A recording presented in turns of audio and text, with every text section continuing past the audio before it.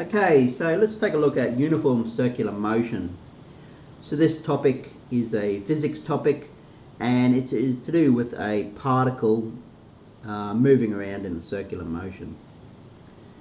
In uniform circular motion, the particle is not speeding up or slowing down, so the particle moving along that circle has a constant velocity. It's not speeding up or slowing down. So the acceleration, or the tangential acceleration, is equal to 0. That particle still has a acceleration component to it, and that is the radial acceleration component, or the centripetal acceleration. So the centripetal acceleration always points towards the center of the circle, or the rotation, but we need to know the value, what value that acceleration component takes. So in this video we're going to look at deriving a formula for the magnitude of this vector, this centripetal acceleration, with respect to the velocity and the radius of the circle.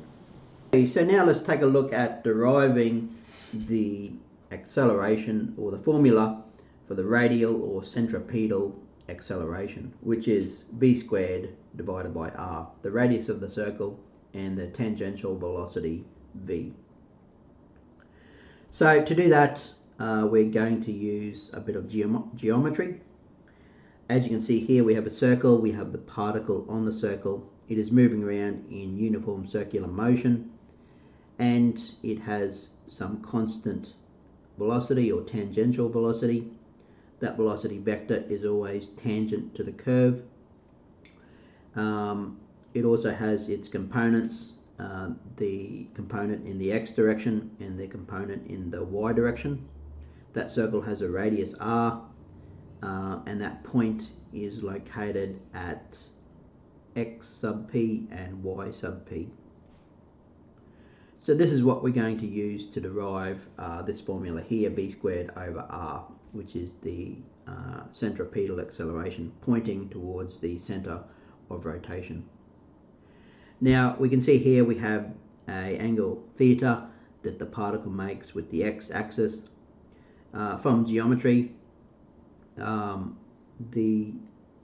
angle there is the same as this angle there.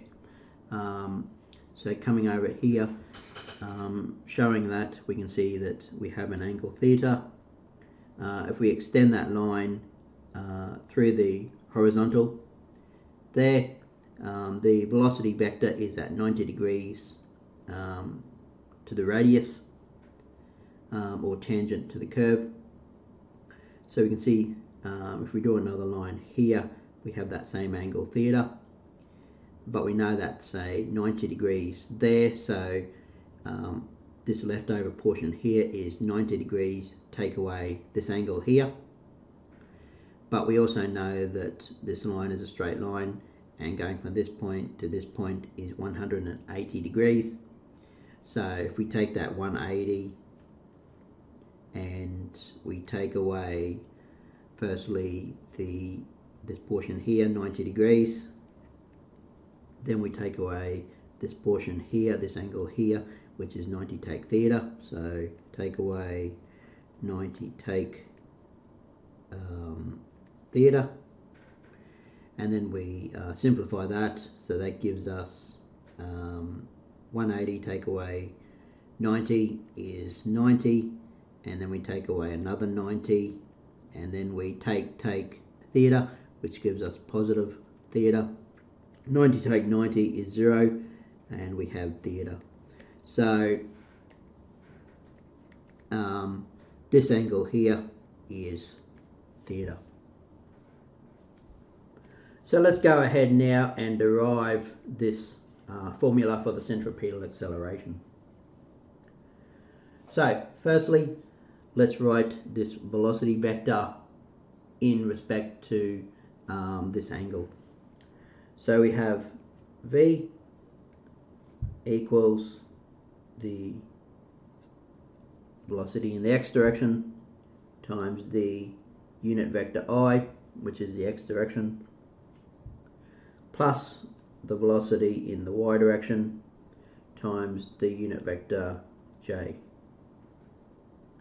But let's break that down, the velocity in the x direction with respect to theta.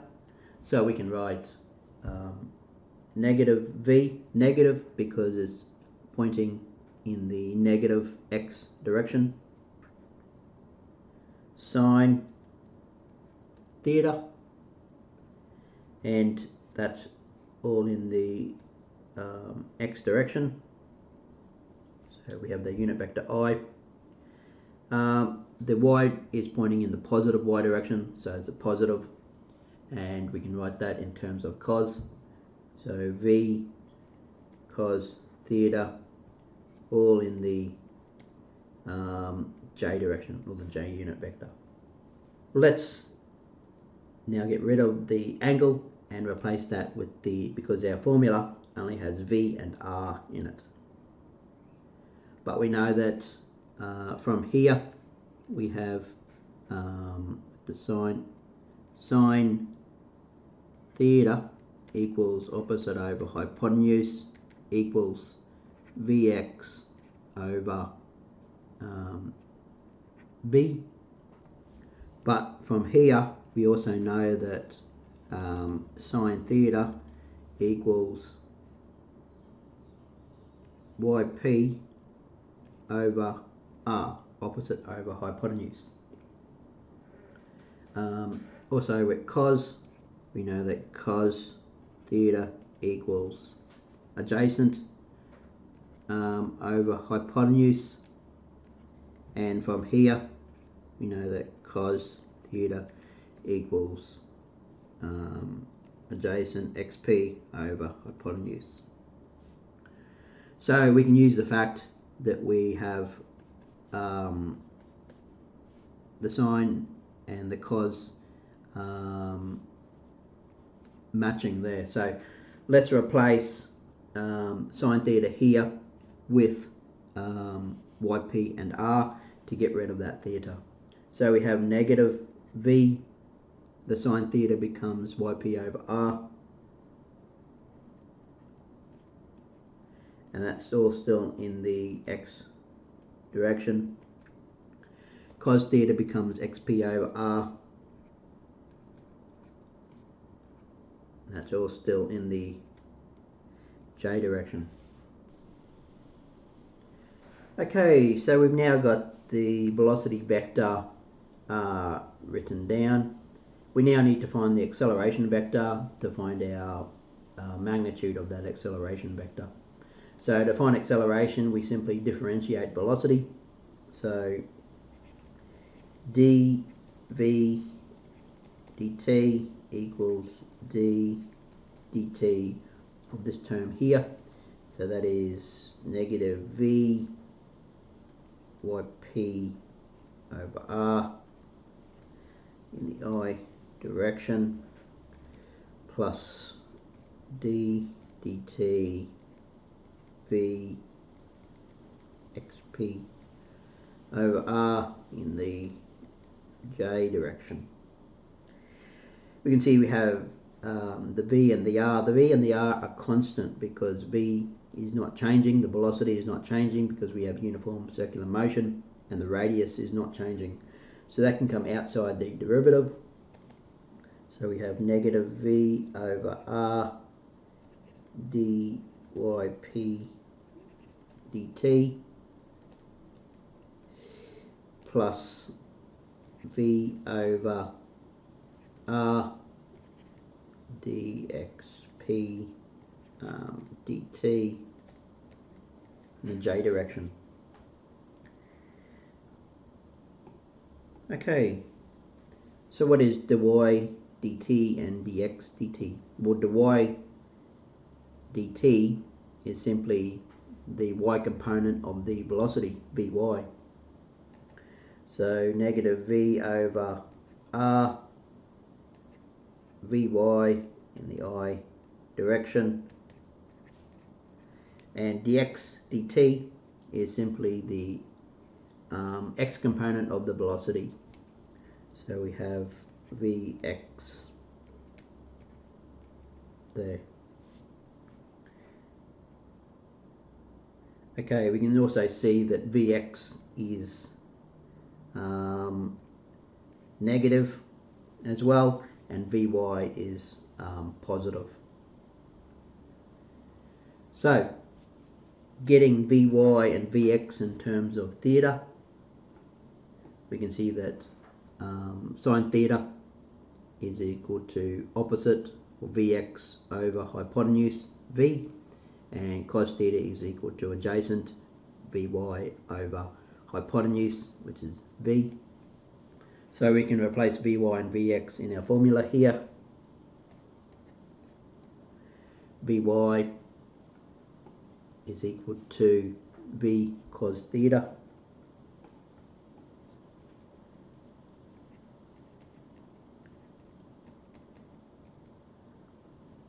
I'm going to take that negative out the front. Vx is equal to V sine theta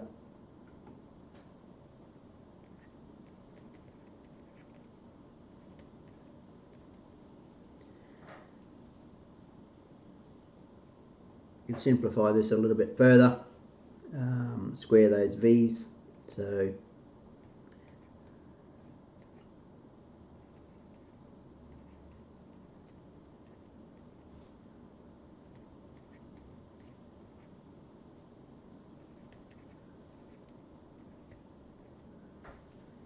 okay, so that is our acceleration vector, a radial acceleration vector, or centripetal acceleration.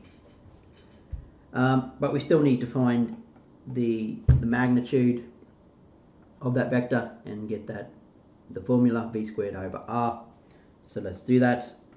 Now remember, to find the magnitude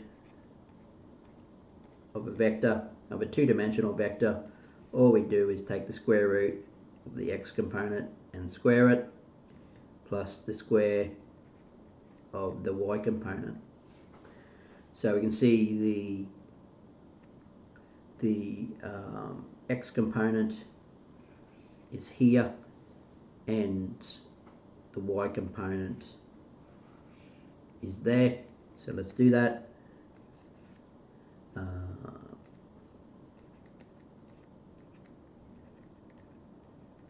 That's all squared.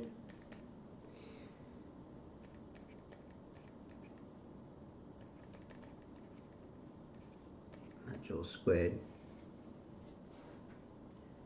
Okay, we can continue to simplify this. So take that square inside the brackets, we get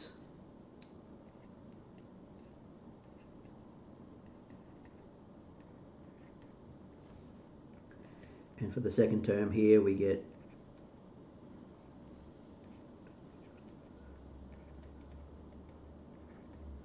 that's all square root.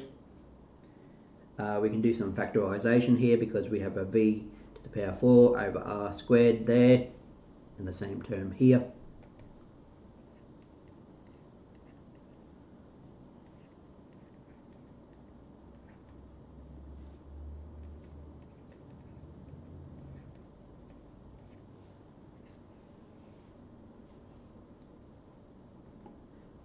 We can see the cos squared and the sine squared from trigonometric identities, that is equal to 1.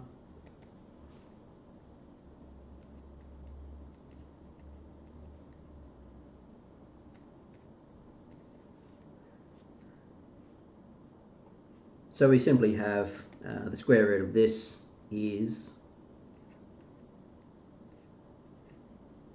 and that is the magnitude of the radial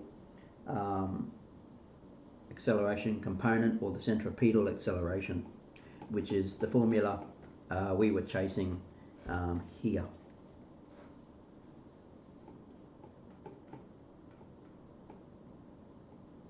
Now let's take a look at the directions. So we have our circular motion, we have our particle here. We know the center is here. We found our vector here, but it has components in the y direction, and it has a component in the x direction. So if we draw an angle here, phi,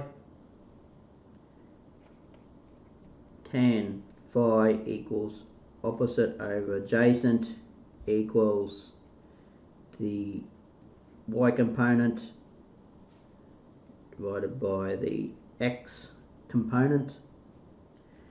We know the y component is negative v squared over r sine theta.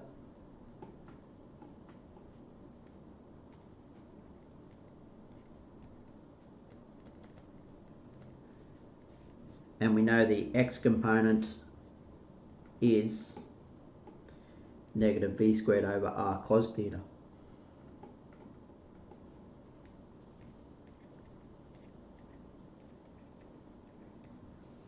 We can see these two terms cancel out, and we're left with sine theta over cos theta, but this is simply equal to tan theta. So we have that tan phi is equal to tan theta, which implies that phi is equal to theta. So, which gives us that the direction of that radial acceleration or centripetal acceleration is pointing towards the center of rotation with a magnitude of v squared over r. From this formula we can see that if v, or the tangential acceleration, increases, the radial acceleration will increase. So if that particle is going faster, the radial acceleration will increase. If the radius of the circular motion is decreased, that will also increase the whole number, which will increase the radial acceleration as well.